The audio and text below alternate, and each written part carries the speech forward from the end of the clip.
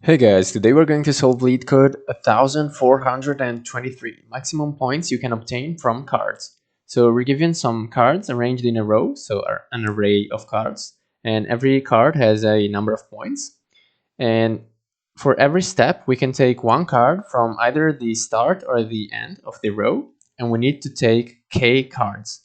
Our score is the sum of the cards that we have taken. And yeah, we just need to return the maximum score that we can obtain.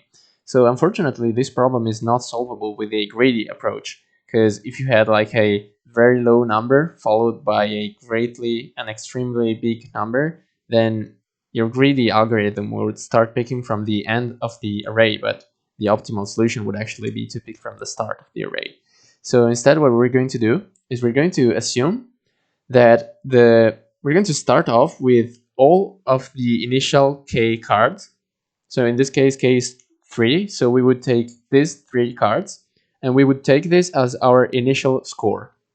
And then with an index that goes from 1 to k, we remove the innermost starting card. So in this case, we start with 1, 2, and 3. We remove 3, and we instead take 1 from the end.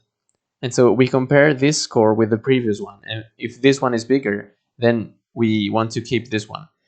And then we move on like that for all of the remaining values of k. So now we remove this innermost starting card. So now we're only left with 1. And we take another one from the end. So now we have 1 and 6 from the end. And then we do the same thing again. We remove the innermost starting card, and we take the innermost ending card. So this would be the final solution that we go through. Okay, so I'm going to show you the code. It's really clean and short. I believe this is a really good solution, and it's optimal as well. So initially we store the current score, and initially it's 0. And this is going to be the variable that keeps track of the score when we remove and put a new card in our current solution. So as I was telling you, initially we just assume that the initial solution is all of the starting k cards. So here's how we put the k starting cards into our initial solution.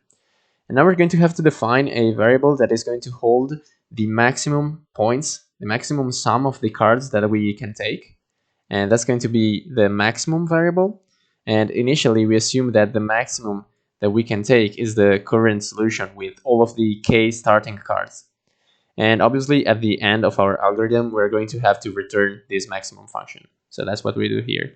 Now here in these lines, we're going to have to loop through all of the k possibilities to drop one of the cards that we have chosen from the beginning of the array and instead take one from the end.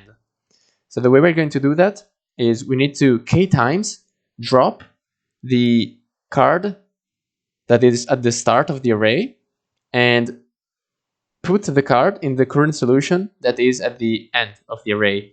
So remember, the last card of the array is cards.length -1. And if we want to go to the inside and we are increasing I, then we need to subtract I from that index. So that's what we're doing here. We're moving to the innermost layers of the array from the end. And here we're doing the opposite. We're moving to the outside of the array, starting from the kth position, which is the last position that we added here. So this is the card that is entering, and this is the card that is exiting from our current solution.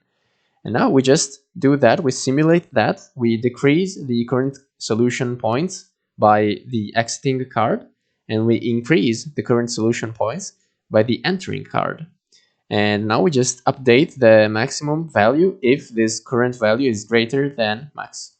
So that's the very typical way of updating your maximum variable. And obviously this is optimal because we go through all of the cards only once. And also it doesn't store any additional data structure. So it's also O of 1 extra space complexity. So that's it for now, and bye.